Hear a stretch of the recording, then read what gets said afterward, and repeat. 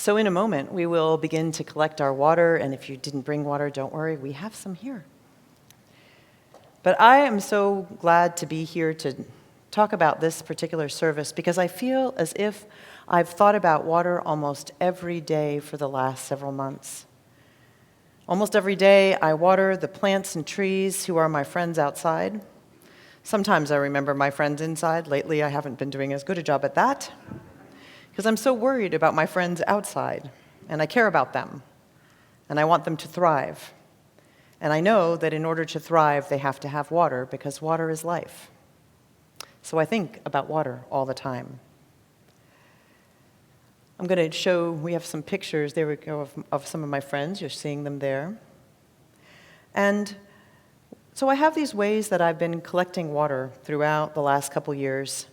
I recycle water, and I also use water from rain barrels. Then I keep and catch the water from the winter and also this year, the summer rains. Because of those special waters, I'm able to keep my friends alive, including one of my friends who I had to give extra water to this summer because I made a bad decision and put them in a spot that had too much sun, and they were very parched and dried. That special water helped this friend come back from being a brown twig to being, once again, a green and growing thing. And I was very, very glad that I could do that.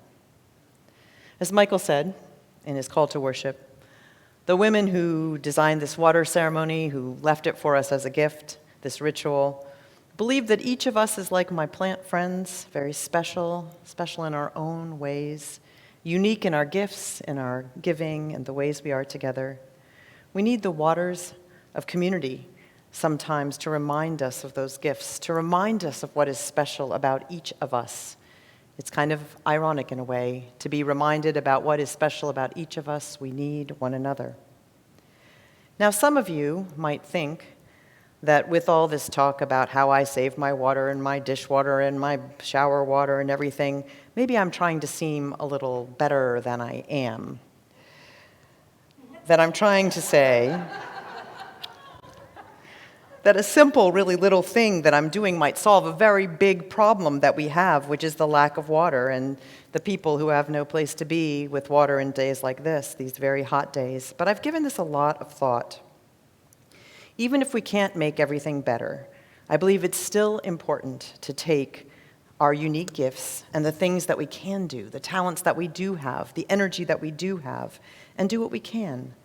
Saving water when I rinse dishes or take a shower for my plants may not solve the problem we have with global temperatures, but keeping them alive matters. It certainly matters to them, and it matters to me. One of my gifts is that I have a lot of energy. It's kind of annoying to other people at times, but I do. I have a lot of energy, and it has to go somewhere. And so by putting some of it into the many steps it takes to water my plants throughout the summer, I can get the gift of community with these other forms of life. This is what I believe. Inside our collective heart right now, there is something that is very dry and parched, like my friend that I left out in the wrong kind of sun. You can see the dead branches there. That's a picture of her. She's a lemon tree.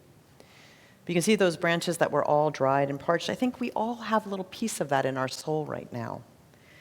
Some people believe that it's because we've just been away from each other too long or that we're getting too much information about things we can't change. It's like too much sunlight. Maybe it's too much worry. Whatever it is, sometimes it can feel like there's more than we can bear, that parched part. But there is also inside us that green part that is waiting for the waters of community to grow again. So in this service, look around again at these beautiful people that we're privileged to be with. And if you're on your screen or outside, just look at whoever you can see. We reconnect the gifts of our bodies, minds, and spirits. And as we think about this water, we can also think about the deepest longings of our hearts.